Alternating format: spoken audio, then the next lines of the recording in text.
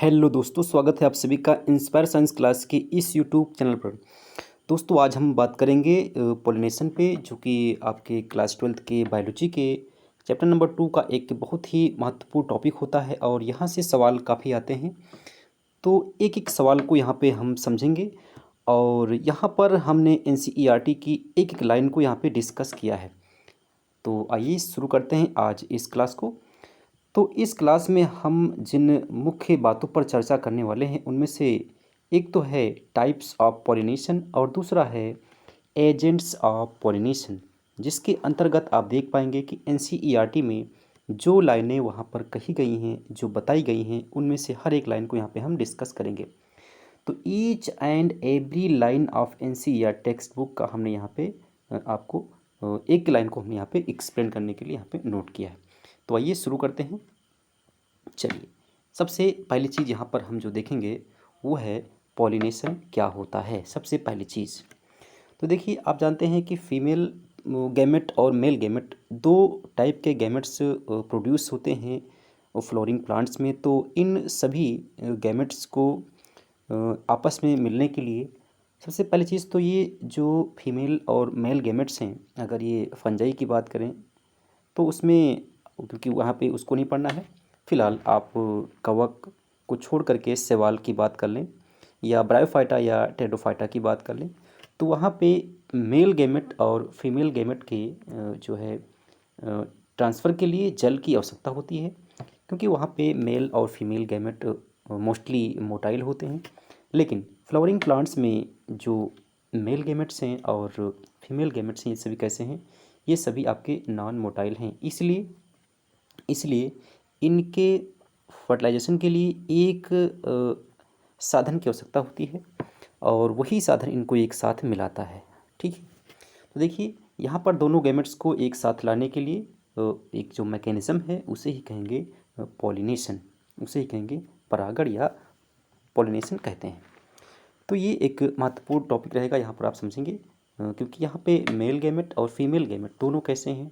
आप समझ सकते हैं, मेल गैमेट में आपका जो होता है पोलन ग्रेन, और फीमेल गैमेट के रूप में हमने आपको इसके पहले क्लास में बताया कि एम्ब्रियो सेक का डेवलपमेंट होता है।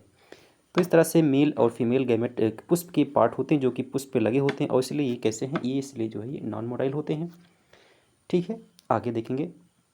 यहाँ पे देखिए, एंथर से झड़े हुए पोलन ग्रेन को जब पिस्टिल की स्टिग्मा पर ट्रांसफ़र किया जाता है तो हम इसे कहते हैं पॉलिनेशन। तब इसे हम कहते हैं पॉलिनेशन। परागण सिर्फ इतना ही है कि किसी पुष्प के परागकोश से, यानी कि पोलन सैक से आपका पराग कण निकल करके किसी पुष्प की वर्तिका पर पहुँचना, and that is known as pollination, परागण। आगे बढ़ेंगे। फ्लोरिंग प्लांट्स में पॉलिनेशन के लिए एडॉप्टेशन कई प्रकार से हो सकता है, इसके लिए हम आगे अभी देखेंगे।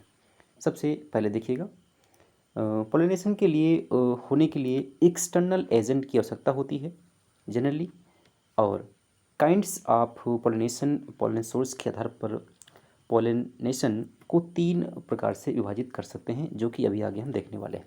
सबसे पहला जो कि मोस्टली आप पढ़ते हैं वो है ऑटोगैमी, या इसे हिंदी में कहते हैं स्वयुग्मन। क्या कहते हैं? इसे कहते हैं स्वयुग्मन। ये एक ऐसा टाइप ऑफ पॉलिनेशन है जिसमें किसी एक ही पुष्प में पॉलन ग्रेन, और सबसे पहले चीज़ तो ऐसा जो पुष्प है ये आपका जो है बाइसेक्सुअल होना ज़रूरी है इसके लिए, यानी कि द्विलिंगी पुष्प होगा। और द्विलिंगी पुष्प में एक सेम फ्लावर के अंदर ही आप देखेंगे कि पोलन ग्रेन और आपका एम्ब्रियो सैक होगा, और सेम फ्लावर से ही आपका पोलन ग्रेन यानी कि परागकण निकल करके उसी पुष्प के एम्ब्रियो सैक में पहुंच जाता है, या आप कह सकते हैं कि सबसे पहले परागण होगा तो वहाँ पर पहुँचेगा वर्तिकाग्र पर।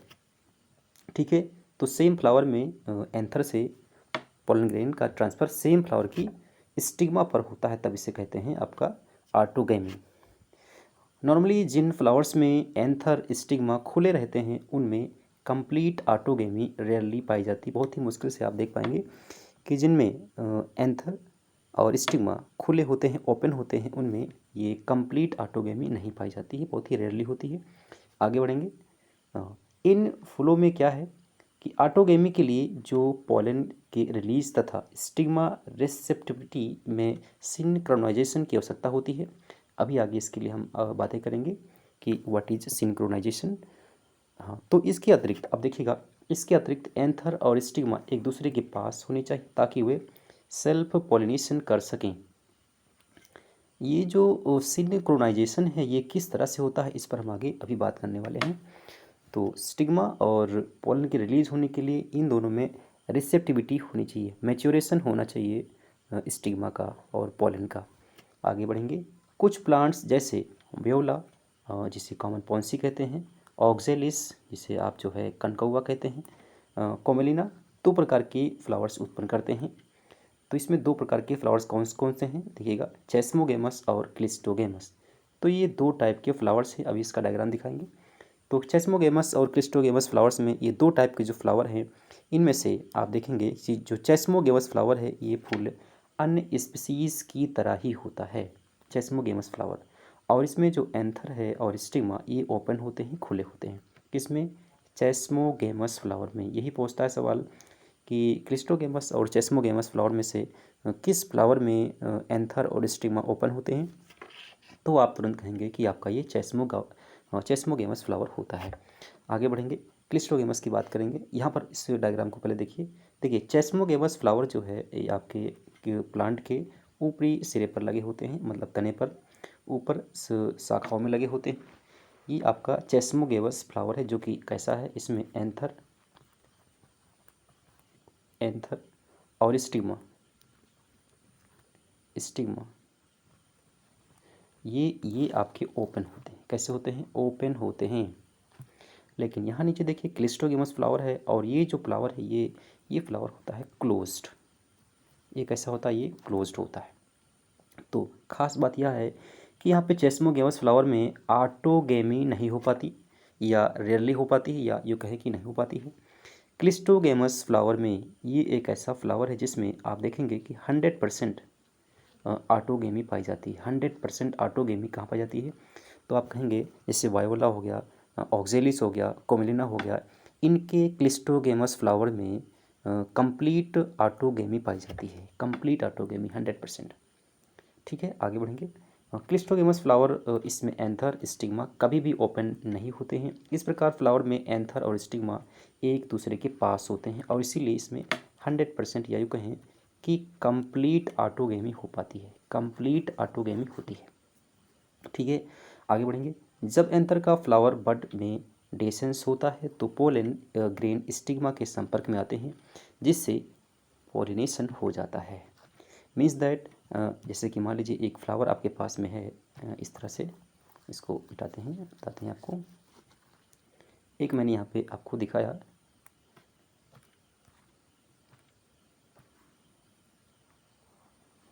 ये देखिए यहाँ से ये आपका एंथर है और एंथर में यहाँ पर परागकण बनेंगे। तो परागकणों का यहाँ एंथर से निकल करके स्टिग्मा पर पहुँचना ही कहलाता है परागण, यानी कि पॉलिनेशन। और यहाँ से जब भी परागकण यहाँ से निकल करके यहाँ पर जाते हैं तो इसके परागण के बाद की जो प्रक्रिया है उसे पॉलन पिस्टिल इंटरेक्शन कहते हैं। उसको आगे हम सीखेंगे, बताएंगे। तो आगे यहाँ पर हम उस पॉइंट पर एक बार फिर से चर्चा करेंगे। देखिए यहाँ तक हो गया था, ये हो गया आपका, आगे देखेंगे। इसलिए क्लिस्टोगेमस फ्लावर शुद्ध रूप से ऑटोगेमस होते हैं। मैंने पहले बताया कि 100% कंप्लीट ऑटोगेमी पाई जाती है, इसलिए ये क्या है, शुद्ध रूप से ऑटोगेमस होते हैं, क्योंकि इनमें क्रॉस पोलिनेशन का कोई चांस नहीं होता। क्यों? क्योंकि क्लोज्ड होते हैं। आगे, क्लिस्टोगेमस फ्लावर्स निश्चित रूप से सीड सेट बनाते हैं। इम्पोर्टेंट रहेगा, ये सवाल आया है। सिर्फ क्लिस्टोगेमस फ्लावर ही सीड सेट बनाते हैं, चाहे पॉलिनेटर्स अब्सेंट ही क्यों ना हो। ये इम्पोर्टेंट रहेगा, इसको आप ध्यान रखेंगे। आगे बढ़ेंगे, जिटेनोगेमी की बात करेंगे। यहाँ पर एक आपको इम्पोर्टेंट लाइन समझना है, बस एक ही लाइन समझ लीजिए। देखिए इसमें एक प्लांट होगा, देखिए एक ही प्लांट है और एक ही प्लांट के कई सारे फ्लावर्स हो सकते हैं। तो एक प्लांट के फ्लावर के एंथर से पोलन ग्रेन का ट्रांसफ़र दूसरे प्लांट के फ्लावर की स्टिग्मा पर होता है। दूसरे प्लांट के फ्लावर की स्टिग्मा पर होता है। अब यहाँ पे ध्यान देने की बात यह है कि यहाँ पे ये जो प्लांट है सेम स्पीसीज़ का होगा, ये आपका जो है सेम स्पीसीज़ का होता है प्लांट। केवल यही एक ऐसा पॉलिनेशन है जिसमें जेनेटिकली डिफरेंट टाइप्स के पॉलन ग्रेन का स्टिग्मा पर ट्रांसफ़र हो जाता है। सिर्फ जिटेनोगेमी ही ऐसा एक टाइप ऑफ पॉलिनेशन है जिसमें जेनेटिकली डिफरेंट टाइप्स के पॉलन ग्रेन्स का स्टिग्मा पर ट्रांसफ़र होता है। आगे बढ़ेंगे। हाँ, एजेंट्स ऑफ पॉलिनेशन की बात करेंगे यहाँ पर। और प्लांट्स में पॉलिनेशन के लिए दो एजेंट्स होते हैं, और दो एजेंट्स कौन कौन से होते हैं? एबायोटिक होता है और दूसरा है बायोटिक। एबायोटिक में जो कि आजीवी कारक हैं तो हवा और जल इम्पोर्टेंट रहेगा। बायोटिक में आपके सभी एनिमल्स आते हैं। अधिकतर प्लांट्स बायोटिक एजेंट्स का यूज़ करते हैं, जबकि केवल कुछ ही प्लांट्स ऐसे हैं जो कि एबायोटिक का उपयोग करते हैं। तो हम सीखेंगे चारों टाइप से, यानी कि आपका वाइंड यानी कि हवा, जल और एनिमल, तीनों के बारे में यहाँ सीखेंगे। तो सबसे पहली चीज़ यहाँ पे हम वाइंड और वाटर की बात करेंगे जो कि एबायोटिक हैं। तो वाइंड एंड वाटर पॉलिनेशन में पोलन ग्रेन का स्टिग्मा के संपर्क में आना एक चांस है, ड्यू टू चांस। ये कोई ज़रूरी नहीं है कि सेम स्पीसीज़ का पोलन ग्रेन ही स्टिग्मा पर पहुँचे। हो सकता है कि किसी दूसरी स्पीसीज़ का पोलन ग्रेन स्टिग्मा पर आ जाए। तो ये एक चांस पे डिपेंड करता है कि परागण में सही प्रकार का आपका परागण पहुँच पाएगा। आगे बढ़ेंगे। इन अनिश्चितताओं को दूर करने तथा होने वाले पोलन लॉस को कंपनसेट करने के लिए फूल ओव्यूल्स की तुलना में अधिक पोलन प्रोड्यूस करते हैं। अच्छा, इसी प्रॉब्लम को सॉल्व करने के लिए जो फूल होते हैं, जो पुष्प होते हैं, ये ओव्यूल्स की तुलना में पोलन ग्रेन्स को ज़्यादा बनाते हैं। आगे दिखा देंगे अभी आपको। वाइंड पोलिनेशन की बात करेंगे, एक इम्पोर्टेंट रहेगा आपके लिए। देखिए, क्योंकि वाइंड एक अबायोटिक फैक्टर है पॉलिनेशन का, तो एबायोटिक पॉलिनेशन में वाइंड द्वारा पॉलिनेशन सबसे अधिक होता है और सबसे कॉमन भी है ये। जैसे आप देखते हैं मक्का में, तो ही मक्का की बात करेंगे। वाइंड पॉलिनेशन के पोलन ग्रेन्स लाइट तथा नॉन स्टिकी होते हैं। देखिए, हल्के होते हैं और ना चिपकने वाले होते हैं। अगर ये चिपक जाते तो हवा में कैसे उड़ते, इसलिए कैसे होते, नॉन स्टिकी होते, ताकि वायु के प्रभाव में ट्रांसपोर्ट हो सके। आगे, प्लांट्स में वेल एक्सपोज्ड स्टेमन होनी चाहिए ताकि पोलन ग्रेन्स को वायु के प्रभाव में आसानी से डिस्पर्स कर सकें या डिस्पर्स हो सकें। तो इस तरह से आप देखेंगे, अभी आपको मक्का में दिखाएंगे। प्लांट्स में लार्ज फिदरी स्टिग्मा होना चाहिए, लार्ज फिदरी स्टिग्मा होना चाहिए ताकि ये एयर में से पोलन ग्रेन्स को आसानी से पकड़ सके। ठीक है।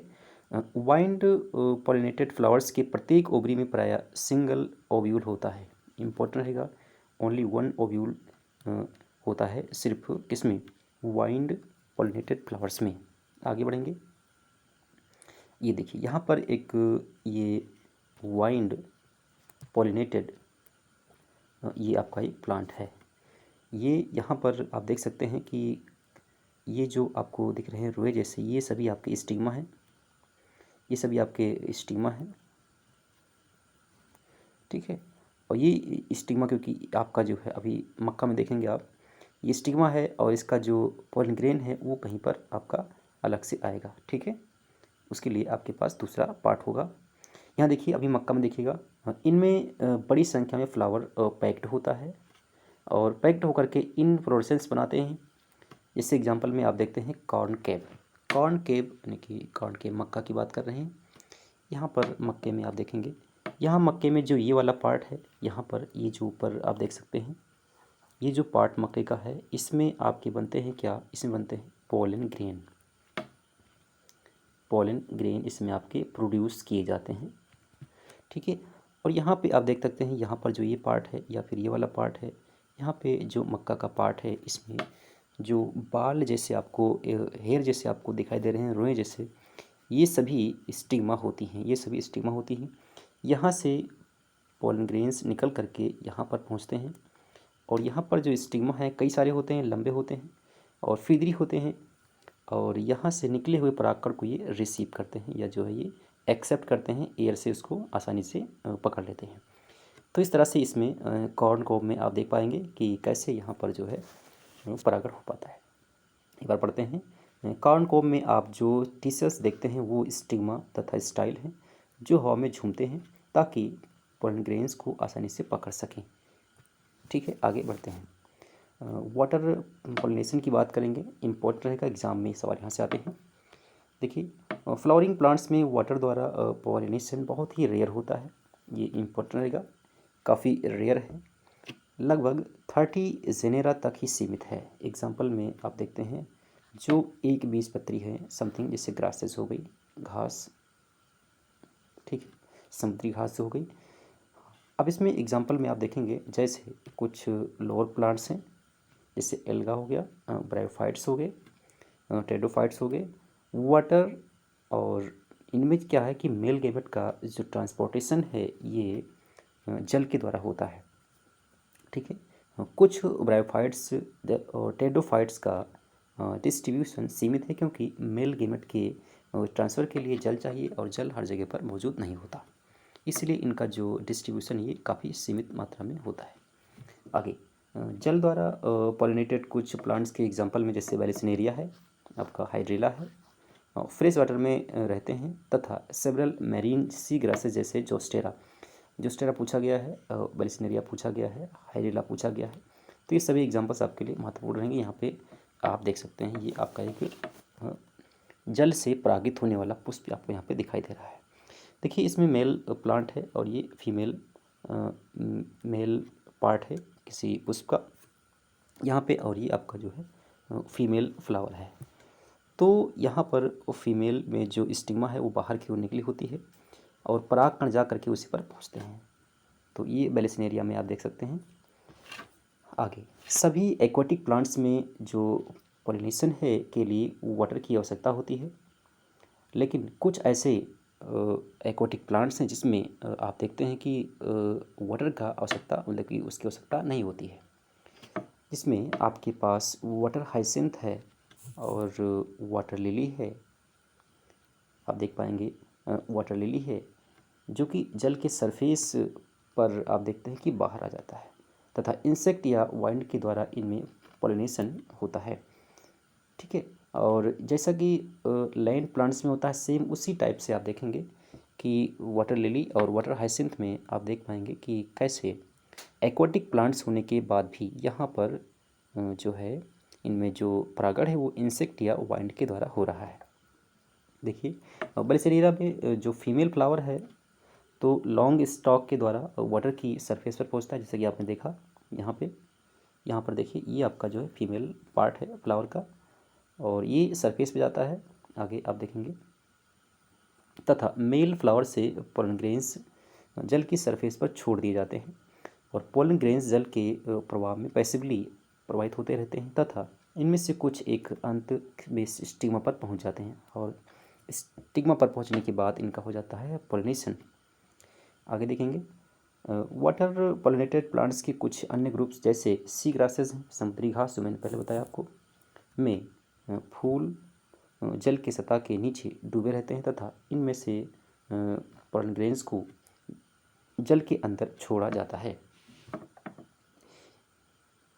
इस प्रकार कई स्पीसीज़ में पोलन ग्रेन्स लंबे रिबन लाइक होते हैं, जैसे ये पैसिवली वाटर के अंदर मूव कर सकते हैं। इनमें से कुछ स्टिग्मा तक पहुंचते हैं और इसमें क्या हो जाता है, फिर आपका हो जाएगा पॉलिनेशन। आगे देखेंगे अधिकतर वाटर पोलिनेटेड स्पीसीज़ में पोलन ग्रेन्स के बाह्य सतह पर म्यूसिलेजिनियस कवरिंग होती है ताकि वो भीगने यानी वेटिंग से बच पाएँ। ये इम्पोर्टेंट है क्योंकि सभी जो जल से परागित होने वाले स्पीसीज़ हैं उनमें जो परागकण हैं, क्योंकि जल के अंदर वो एंथर से निकलते हैं और निकलने के बाद वो भीग जाएं तो वहाँ पर वो बाहर नहीं आ पाएंगे या सही जगह पर या यूँ कहें कि स्टिग्मा पर नहीं पहुँच पाएंगे। इसलिए पोलन ग्रेन्स के बाहर एक म्यूसिलेजिनियस कवरिंग होती है जिससे वो भीगते नहीं हैं। आगे हवा और जल से परागित होने वाले जो फ्लावर्स हैं ना तो बहुत कलरफुल होते हैं और ना ही इनमें कोई नेक्टर प्रोड्यूस होता है। आगे बढ़ेंगे एनिमल पॉलिनेशन की बात करेंगे, यहाँ पर ये इम्पोर्टेंट है।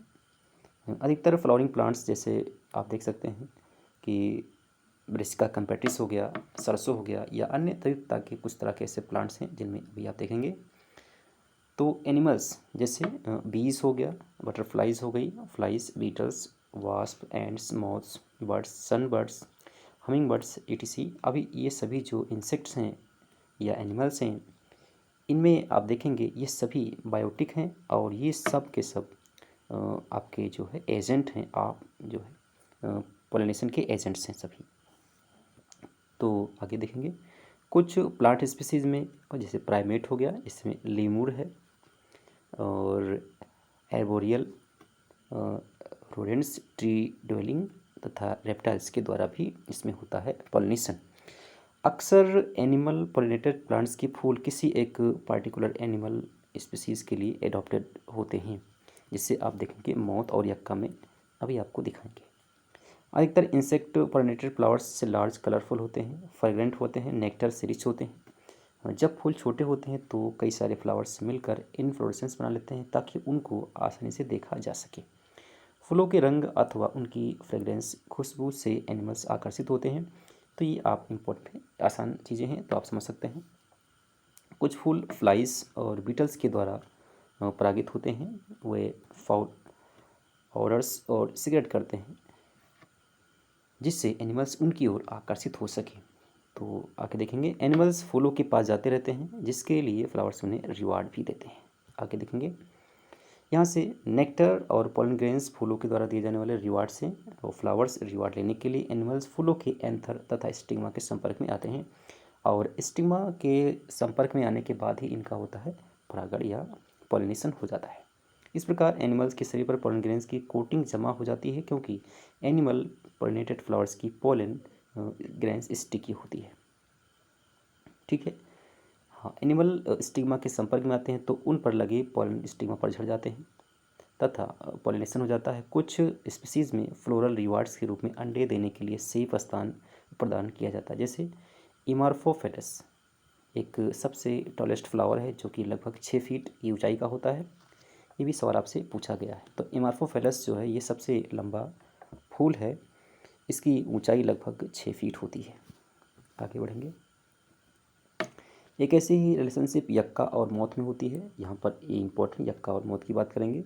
यक्का प्लांट एक दूसरे के बिना लाइफ साइकिल पूरी नहीं कर सकते, मौत और यक्का। और मौत अपने अंडे जब ओवरी के लोक्यूल कैविटी में देती है तो इसी दौरान यक्का फ्लावर का हो जाता है क्या, पॉलिनेशन। जैसे ही सीड डेवलपमेंट शुरू होता है वैसे इग से मौत से लार्वा बाहर आ जाते हैं। कई इंसेक्ट तो बिना पॉलिनेशन किए पॉलन और नेक्टर को कंज्यूम कर लेते हैं। इस प्रकार के फ्लोरल विजिटर्स को हम कहते हैं नेक्टर रोवर या पॉलन रोवर या पराग चोर कह सकते हैं। आगे बढ़ेंगे। यहाँ पे ये जो पुष्प ये है यक्का का, ठीक है। और यहाँ पे आप जो है कीट आप देख रहे हैं, यहाँ पे ये आपका मौत है, ठीक है। तो यहाँ पर इस डायग्राम को देख लीजिए। ऐसा एक पुष्प है जो कि आप देख सकते हैं, जो कि आपका ये अभी आपने यहाँ पे देखा। तो ये जो है आपका यक्का का प्लांट है, ये आपका यक्का का प्लांट है, और ये आपका जो है मौत का ये आपका जो है ये कीट है। आगे बढ़ेंगे। आउटब्रीडिंग डिवाइसेस की बात करेंगे। अधिकतर पौधों के फूल हर्मोफ्रोडाइट्स होते हैं। इनके पॉलन ग्रेन्स तो सेम फ्लावर की स्टेमा के संपर्क में आते हैं, और निरंतर सेल्फ पॉलिनेशन से इनब्रीडिंग डिप्रेशन हो जाता है। सेल्फ पॉलिनेशन के अवॉइड करने के लिए तथा क्रॉस पॉलिनेशन को बढ़ावा देने के लिए प्लांट्स में कुछ डिवाइसेस पाई जाती हैं, तो उन्हीं की हम यहाँ पे चर्चा करेंगे। सबसे पहली चीज़ कि अवॉइड सिंक्रोनाइजेशन, ये क्या है, इम्पोर्टेंट है। देखिए कुछ स्पीसीज पोलन रिलीज तथा स्टिग्मा रेसिप्टिविटी के सिंक्रोनाइजेशन नहीं होता, यानी कि पोलन रिलीज हो गया और स्टिग्मा अभी मजबूत या फिर मैच्योर नहीं हो पाया। तो ऐसे में स्टिग्मा रिसेप्टिव होने से पहले पोलन रिलीज हो जाते हैं, तो या पहले स्टिग्मा रिसेप्टिव हो जाती है और पोलन बाद में रिलीज होते हैं। तो यहाँ पर अवॉइड सिंक्रोनाइजेशन की तरह आप इसको समझ सकते हैं। आगे बढ़ेंगे। एंथर और stigma are placed at different positions. अगर ये क्योंकि आप देखते हैं कि स्टिग्मा जनरली ऊपर होता है और एंथर नीचे आप देख सकते हैं होते हैं। कभी कभी स्टिग्मा नीचे होता है और एंथर ऊपर होता है। तो ये जो है ऑटोगेमी और जिटेनोगेमी के लिए इम्पॉर्टेंट है। कुछ स्पीसीज में एंथर और स्टिग्मा अलग अलग पोजीशन पर स्थित होते हैं ताकि पोलन ग्रेन्स कभी सेम फ्लावर के स्टिग्मा के संपर्क में ना आए। उपरोक्त ए और बी यानी कि ए नंबर और इससे पहले जो बी और ए दोनों ऑटोगेमी से बचाती हैं। आगे बढ़ेंगे। सेल्फ इनकम्पैटिबिलिटी की बात करेंगे। ये एक जेनेटिक मैकेनिज्म है जिसमें सेल्फ पॉलन या सेम फ्लावर का या सेम फ्लावर या उसी प्लांट का दूसरा फ्लावर के द्वारा ओव्यूल के फर्टिलाइजेशन को रोका जाता है। इम्पॉर्टेंट है। पिस्टिल में सेल्फ इनकम्पैटिबिलिटी से पॉलन जर्मिनेशन तथा पॉलन ट्यूब की ग्रोथ नहीं हो पाती। तो एक इसमें लास्ट देखेंगे, प्रोडक्शन ऑफ यूनिसेक्सुअल फ्लावर भी एक तरीके से ऑटोगेमी और जिटेनोगेमी के लिए इम्पोर्टेंट है। तो ये भी सेल्फ पॉलिनेशन को रोकता है और यूनिसेक्सुअल फ्लावर का जो प्रोडक्शन है ये सेल्फ पॉलिनेशन या ऑटोगेमी को रोकता है। अगर मेल और फीमेल फ्लावर दोनों एक ही प्लांट पर उपस्थित होते हैं तो ऑटोगेमी से बचा जा सकता है, लेकिन जिटेनोगेमी से नहीं। ये हो जाएगा। इसके एग्जाम्पल्स हैं, कॉस्टर है, मैज, और इसमें आप देख सकते हैं। आगे बढ़ेंगे। यहाँ देखिए ऑटोगेमी और जिटेनोगेमी दोनों ही नहीं हो पाते इस स्थिति में अगर ये यूनिसेक्सुअल फ्लावर है तो। आगे बढ़ेंगे। और इस तरह से ये आपका अंतिम पॉइंट था और उम्मीद है कि ये क्लास आपको बेहद ही महत्वपूर्ण लगी होगी। तो मिलते हैं नेक्स्ट क्लास में। धन्यवाद।